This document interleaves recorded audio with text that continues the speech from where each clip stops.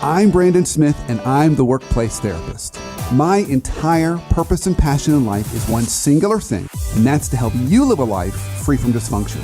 And let's be honest, folks, dysfunction is everywhere. Our bosses, our coworkers, our neighbors, even that grumpy barista that pours your coffee. And sometimes that dysfunction stares back at us in the face when we're getting ready in the mornings and we see ourselves in the mirror. Well, at the end of the day, life and work should not have to suck. The purpose of this show is to help you overcome those roadblocks in your life to help you realize the life you've always wanted.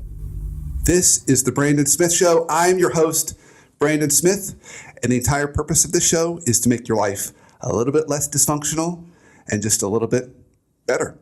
And so today, I am so excited and thrilled to have my guest, Pam Brown, on with us. And I'm going to have Pam introduce herself in a minute. But Pam has worn multiple hats. Pam has not only worked at Emory Business School in the MBA Career Management Center and the BBA Career Management Center, but she also works there in Alumni Relations. So we today are going to talk about all the ways as young and mid-career professionals we screw stuff up. Okay, so, and I can tell you've got lots and lots of stories. So all the stuff we shouldn't do. Okay, so Pam, talk to us. Well, first of all, thanks for coming. Thank you for having me. You really like my poster of my show behind me, don't you? The poster is the most fabulous thing it really that is. has happened to me in a really long time. I'm going to get a copy just for you. It has to be signed. That I will sign it, Okay. And you can hang it wherever you like. I've got the perfect place right over our fireplace. My husband will love it. That's It'll what be fantastic. And you can decorate it for Christmas. Yes. You can put a little Santa hat on it. I just want you always there, omnipresent in my home. Always kind of watching. That's not creepy at all. Not at all. Okay, so tell us a little bit. I gave a little bit of an overview of what you do, but tell us a little bit more. How did you get into this in the first place? And just talk to us. Okay, so my resume looks really linear and like it makes sense, which I think a lot of people's do when you get to be my age. And it looks like I made all these choices 34, purposefully. 30, no, I don't 35? Lie about my age because I look really poorly for 33. So no, absolutely not. And your mid 40s to late 40s, it looks linear. It looks like I made these choices purposefully. I did not, most of them. Early on in my career, I started out in retail after undergrad. I did that for 8 years. I liked it, but a lot of what I saw was what people didn't do well in management and things like that, and things that You actually saw poor managers? Can you believe it? That never happens. I had two people, I called them the good witch and the bad witch. So they were great. All that made me want to go back and get my master's in organizational behavior. And I thought I would eventually go teach people how to be good managers. So I did that for a little while. I taught at the Robinson College of Business for about 5 years, and I really enjoyed that.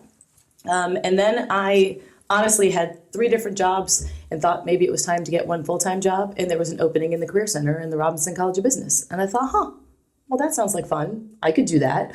I applied, I didn't get the job. Someone else got it. And a few months later, they called me and said, would you like to, we have another opening. So I was option number 2, which I felt really good about. But I took it because I was desperate. And I started in career management. That's how I got into career management. I was a career counselor for a year. I moved into employer relations, which I truly loved. And I did that at Robinson for about 3 or 4 years. And then the opportunity at Emory came up. And the reason it came up was because a woman I was working with at Georgia State had worked at Emory. And she was like, there's this opening. You should try for it. It's the director in the MBA CMC at Emory. I thought, okay. Again, not purposeful at all. I thought, why not? Throw my hat in the ring. I went and interviewed and got the job. I think I was their first choice. We'll just go with that for that one. We're going with that. We're just going with that. So I did that for a couple of years. Truly enjoyed working with MBAs. And then an opening came up in the BBA Career Management Center, which was a bit of a promotion. And I like the age of BBAs. There's a lot more transformation that happens with BBAs than with MBAs, I think. And so I moved into the BBA Career Management role. And I will say the MBAs used to always say, oh, don't you miss us? And I'm like, well, no BBA has ever tried to tell me how to do my job. Oh, so, nice. Yeah, so there's a little bit of a difference. MBAs are tough. They're really tough. They are a tough audience. They are. And I teach MBAs. I am an MBA. And I can say that. They are a tough audience. They really are. And so I truly enjoyed them, but the BBAs were a lot of fun. So I did that for about 3 years. And then again, a role came up to direct alumni relations for GBS. And it came up one time and I let it go and wasn't interested. And then it came around again and I thought, I could move out of just talking about careers and continue to do a lot of what I love, which is talking to our alums. Because as the heads of the career management centers, you talk to alums constantly, and our alums are fantastic. So I threw my hat in the ring and got that role, and that's what I've been doing for the last year and a half. Talking to alums, crazy alums. Crazy. Like me. Crazy alums. Yes, Like me. You're an alum. Alums that put posters of themselves behind them.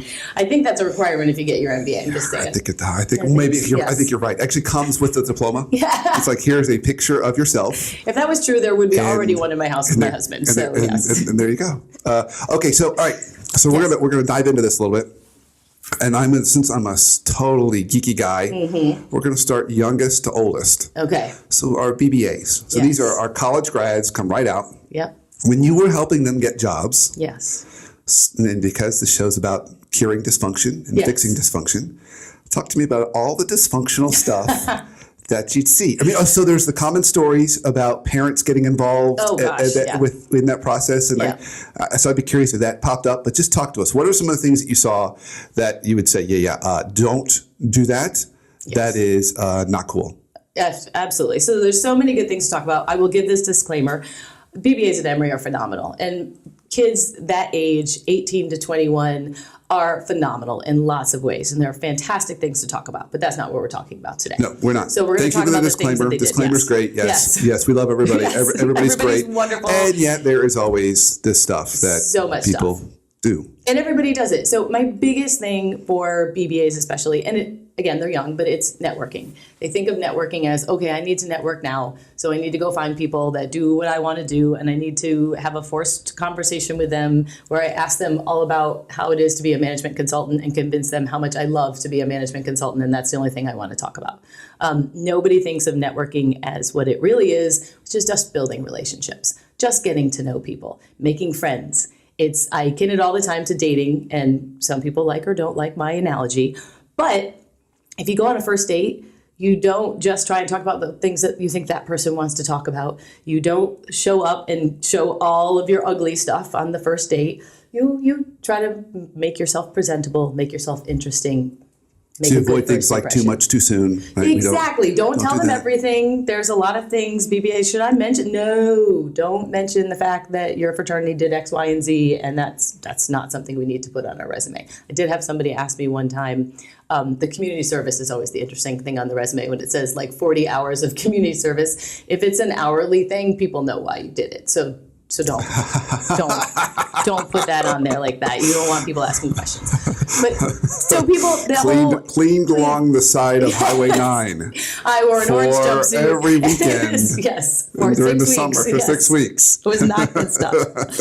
So they don't approach networking in the right way, which is just building relationships and talking to people. Not following up is a huge, huge thing. So someone says... Again, we get this dating theme. Yes. Right? Well, and if I say to you, Brandon, I think your friend Bob is so cute. Would you make an introduction for me? And you make an intro and you say, hey, Bob thinks you're cute too. Here's his number. And I never call Bob. What does Bob think? I'm not cute. I don't like Bob. I'm not interested. Yeah. And why did she bother asking about me if she didn't want to talk to me? Our alums feel the same way. So when people reach out and say, hey, Bob is a senior marketing manager at Coke, I would love to talk to him. I make the connection. They don't follow up. So no ghosting with alums. No ghosting. Yeah, you have to actually follow up. I'm with you. Those are the emails that I get from alums. I'm tracking you. You got it? You with me? I'm with you. Another big mistake. Of course, our young folks think they're overqualified and want the perfect job out of undergrad. I want something where I'm fulfilled and I'm challenged. And I had someone tell me she worked for Deloitte Consulting over the summer, and she was like, I just really wasn't fulfilled. And I'm like, you're not going to be. That's not what your first job out of college is. You don't know anything yet. So thinking that you already know because you took classes, and I took a strategic class, so now I could be a strategic consultant. No, it doesn't work that way? No. If I take a strategy class, I'm not all of a sudden a strategist? You're not all of a sudden. I know you think that way, Brandon, but no. I do. You actually have to have some experience. So expecting that first job to be everything and expecting them to be thinking that they're ready to have the keys to the executive washroom, which I hear there's keys to those. I've never been invited. Yeah. I'll invite you. Thank you. I did. I have those keys. I've been here. I figured you did. If you have a poster, I think you have the keys to the bathroom. I think those things come together. They do, actually. So another thing they do is being too friendly, and this is a particularly BBA problem. Being too friendly. So when I send an email, When I think about that in the dating context, Yes. that can go really inappropriate. think about it for just a second. We're not going to go there, but think about what being too friendly, how that can come off. So when someone sends an email to a guy who is the marketing manager at Coke and is like, "Hey Bob, what's up? I would love to jam with you about some things," because they say jam. That's what they say these days. These But I days. want to talk to you these days. don't- I'm they hip to the noise, Brandon. They don't say groovy. No. They don't say Groovy is out. Oh my God! When did that happen? I think yesterday.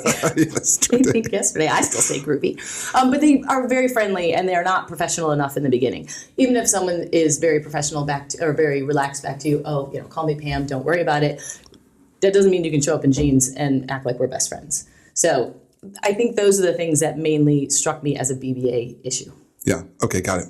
And did you ever have parents get involved? Oh my gosh, yes. So Try and cook in your kitchen, mess with your soup? Oh my gosh, my favorite, and I can do the accent too, but I'm not sure that I should. But I had several phone calls from parents that were basically like, I don't think my son is getting the right opportunities. I'm like, first of all, who is this and why are you calling me? Well, I'm so-and-so's mom. And immediately the conversation is, well, thank you so much for calling. And I do share your concern because I'm a parent. However, I can't talk to you really about what's happening. There are FERPA laws, which is great. But what happens then is when you say that, then they go and they find their son and their son comes in and says, I'm supposed to give you my permission for you to talk to my mom about my stuff. And I'm like, oh goodness. So I'm back on the phone with a mom who's concerned that their son or daughter is not getting all of the resources that they should. And my reply always back, they're like, can't you call him? Can you ask him to come in? And I'm like, no. Everybody knows where my office is. Everybody knows where I am. So You like personal responsibility, don't you? I really love personal responsibility. Because you know what happens to our BBAs when the ones that have had no personal responsibilities, their parents wrote their essays for them. I've literally asked people why Emory, and they're like, I don't know, my mom picked it. Oh, okay. Awesome. Well, thank you. That's fantastic. We'll put that on the poster. And then when they don't get the first interview or they don't get the interview and they don't get the job, they crumble. They absolutely crumble. Everything has been perfect. Everything has been done for them. They've never been allowed to make a mistake. They've never heard the word no. And when they do, they're like, what just happened? I mean, can you imagine getting to 20 and no one's ever said you didn't make the team or you didn't get the trophy? No, you didn't get the trophy because you didn't come to practice.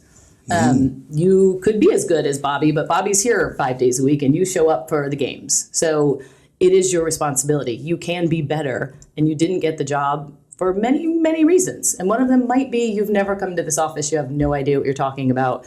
And is that the suit that you wore? So. Well, I wouldn't go to your office too if you insulted what I was wearing. I'm very straight with them. I'm very, very straight with them. So for our BBAs, put themselves out there, think about dating, using that analogy, build some resilience. So failing is a good thing and get yourself back on the horse. Absolutely. Okay. All right. So now that's like 22, 23 years old, right? So now we hop 5 or 6 years to our MBAs, 28, 29, somewhere in that bucket. Yep. Tell me what you see there when things go south and they make some dysfunctional missteps. What are the things we got to avoid? I think there's two biggest things with MBAs, and a lot of MBAs come in, this is what I want to do. I've been working in finance and commercial banking, but I'm moving into investment banking. That's what I'm going to do, and I'm going to live in New York, and I want to do it. Okay, why do we want to do that? Well, it's the natural next step, and when you talk to them about what they really love to do, something in social enterprise or something in a nonprofit, or they really would love to be someone who is a teacher, but that doesn't pay any money. So the dollar signs really start to go, okay, I've made this decision. This is where I'm here for. I'm going to make a big salary when I graduate, and so I have to. The most striking thing to me was the amount of people in the beginning of the year that said they were interested, and we'll just say in nonprofit, social enterprise, that kind of stuff. And by the end of their first year, all of them took internships in consulting and banking. And I'm like, what happened to the stuff that you were, thought was a side interest? And they're like, no, this makes a lot of money. And that money trail, if you start following that money trail. So they'll go up the shiny. Yes. Okay. Yes. I get it. So I get that. And I know, I've heard your talk. I know that you have conversations with them about, at a certain point, you got to get off that train, because the further you get along in your career, at a certain age, it's hard to say, oh, hey, I'm going to give up my house and my kids and all these things because I can't support them anymore because I want to go into social enterprise. So not really thinking about what they want to do. And and just going down a straight path and saying, this is the money is here, this is what I'm going to do. And the other thing is, and it's also a BBA thing, it's very similar, of the overconfidence and the overqualified. Again, I think they think, well, I've worked in industry for 3 to 5 years, and now I have an MBA, so I'm ready, and I should be the senior vice president of whatever. Now you're, again, starting on the totem pole as a associate instead of an analyst, let's say, but you still have to start and prove yourself in a new industry, in a new function. And so this maybe bleeds a little bit into the alumni conversation too, but when people get an MBA, not everyone around you is going to be happy that you have that degree. Right. And it can turn some people off. So at what point how much do you show that off versus how much do you hide that? Oh, I think that's a great question. And I think that goes along with one of the things that people don't do is listening and getting to know the person that you're talking to. So I find that people that bring it up in conversation, why are you mentioning that? It's those things of, I have my MBA.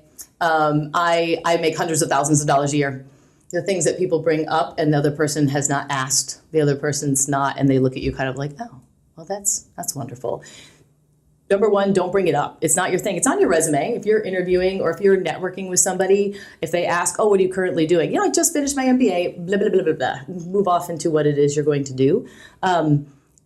It's impressive to the people it's going to be impressive to, and the people that don't care, if that's all you want to talk about, seem to think that you've got nothing else behind it. A lot of people think, oh, I didn't need an MBA. Why do you need an MBA? That doesn't make you better than me.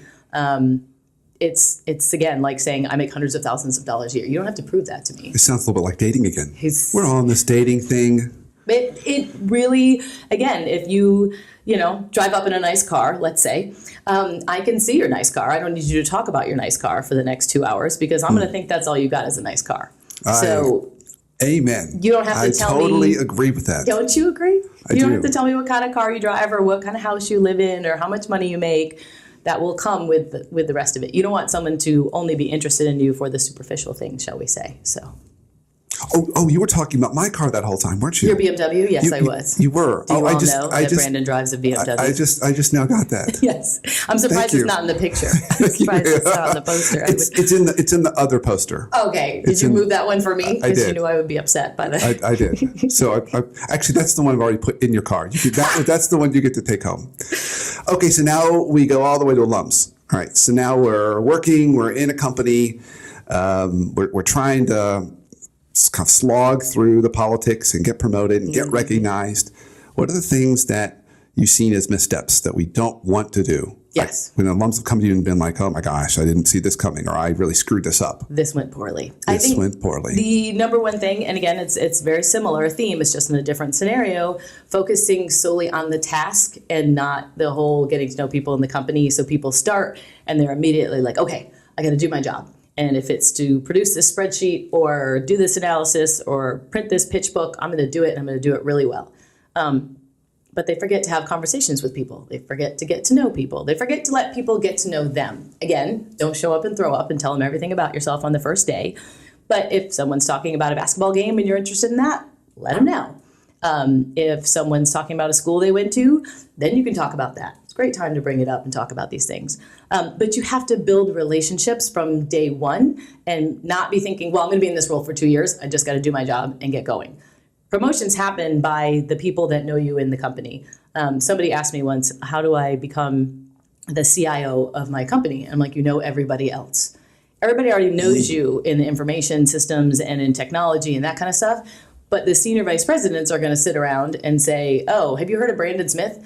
No, I have no idea. Who is that? Versus somebody who's like, oh, yeah, that guy came. We had lunch the other day. He was asking me about marketing, blah, blah, blah, blah, blah. Show some interest, make some friends. I heard a senior HR leader this year tell me, she said, the 3 most important conversations about your career happen when you're not in the room. Absolutely. Are we going to hire this person? Yep. Are we going to promote this person? Yep. And hopefully not the last conversation. Yes. Okay? Yes. No one's ever had that conversation about me, I'm sure. How do we get rid of Pam Brown? But I think that, it's really important. People have to know who you are. And if they don't, and again, they don't have to know even what you do. They just have to know your name and that you're a friendly person who's helped out. But that's such a total. I totally agree with you, and it's such a total fallacy that people have that if I just do my job well, then I'll get ahead. Yeah. And then it always gets tied to this next statement because I am not going to play politics. Oh, whatever. Because that's how how we see it in our minds. Like I'm going to do my job and therefore I'm not going to play politics. But building relationships is a form of playing politics, folks. Absolutely. I mean, and you can say you don't want to play or not, but if you don't play at all and you just stay in your cube and work, you will get overlooked. Absolutely. Or they'll say you're so good at your job as a subject matter expert, then we can't promote her or him. They're great. So that's what they're going to do forever. Well, and who knows that you want to be promoted? You know, part of those conversations are saying, hey, I'm talking to people, saying to your boss, couple years in, you know, I'm looking at the next job. What should I do? How can I get myself to be promoted? Which, you know, and the other part of that is your boss, you need to make your boss look good. It's not also just about you looking good. What is on my boss's radar? What does he or she get rated on? And how do I make those things happen? Very early on, it was funny, I worked for Riches and we had, you know, gross margin and sales. There were the two things as an assistant buyer. These are the things you need to be concerned with. And I noticed after a while that my boss was not all that concerned with gross margin. And I was like, I don't understand. Like, we seem to sacrifice that for this all the time. He's like, my bonus is based on sales. I'm like, okay, now I know what I have to do. My boss needs to get his bonus. He needs to be happy with the work that I do. And he needs to know that I want to do the next thing. Yeah. So you don't have those conversations. You don't walk in and go, hey, just so you know, I'm trying to make you look good so I can get promoted. Those things come out through conversations, through lunches, through having drinks after work, through whatever it is, playing on the company softball team. Make yourself known, let people know who you are. It's, again, same thing as getting hired. They always talk about the airport test.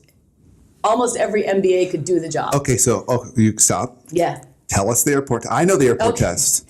But just because you and I know the airport test doesn't mean the person listening knows the airport test. So the airport test is very simply, if I get stuck in the airport and I have a 5-hour layover, do I want to be stuck with this person? Or will I shoot myself? Yes. Or will I be like, you know what? I am going to fly to Saskatchewan just because that plane leaves in 30 minutes and I cannot stand to be here with you. And you couldn't actually shoot yourself because there would be no gun. There's no gun. You can't get through security. You'd be really stuck. Yes. So yeah, that would be you're just really trapped. I've heard other versions of that, the beer test.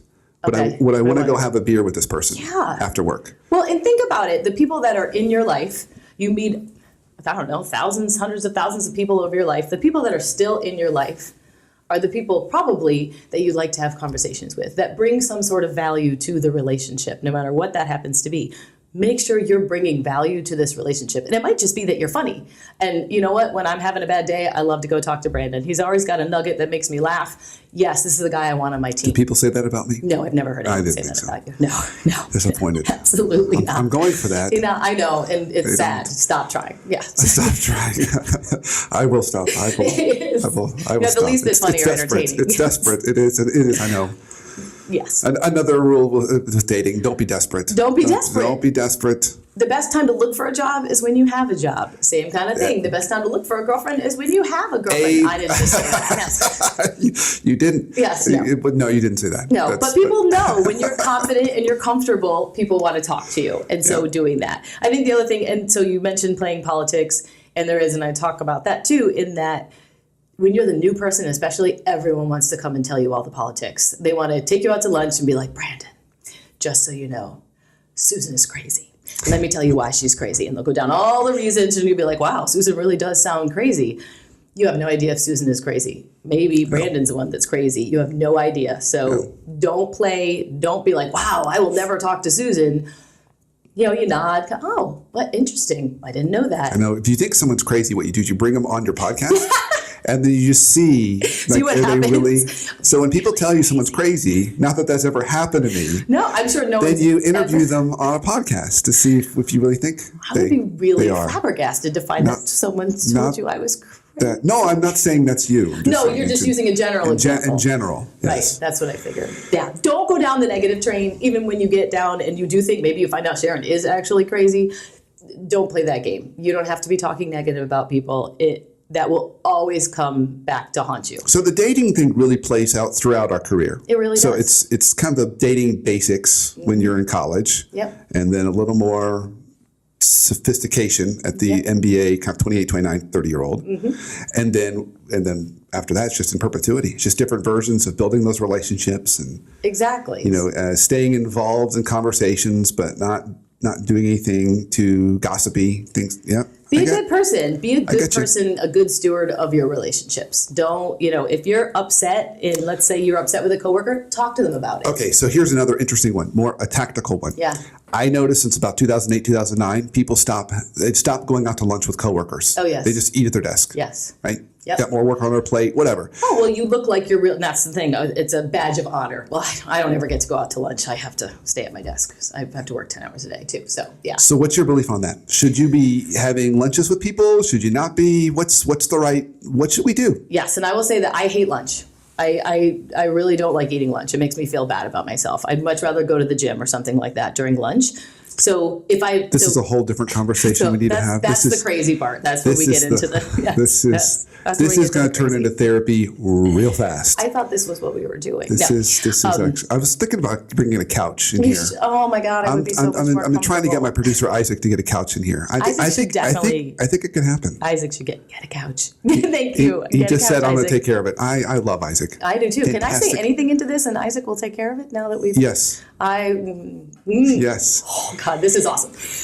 Going back to lunch, yes, you do have to either, so it doesn't have to be lunch, but yes, going out to lunch, grabbing coffee, doing something after work, even going for a walk. I started we started calling it the Darwin Run at Goizueta, but over the summer, I like to run at lunchtime, especially when it's really hot. It's disgusting, and it's also a way to spend your lunch hour. So all the people I know run. So rather than eating, you go out and sweat run in the heat. Run in the heat. Oh my God, you feel so good about yourself. So I invited a whole bunch of people, and we got people from IT, we had people from the CMCs, and it was whoever showed up on a different day. Now, we did call it the Darwin Running Club because it seemed really unintelligent to do this, and we thought, because we're trying to kill each other off, whoever was alive at the end of the summer.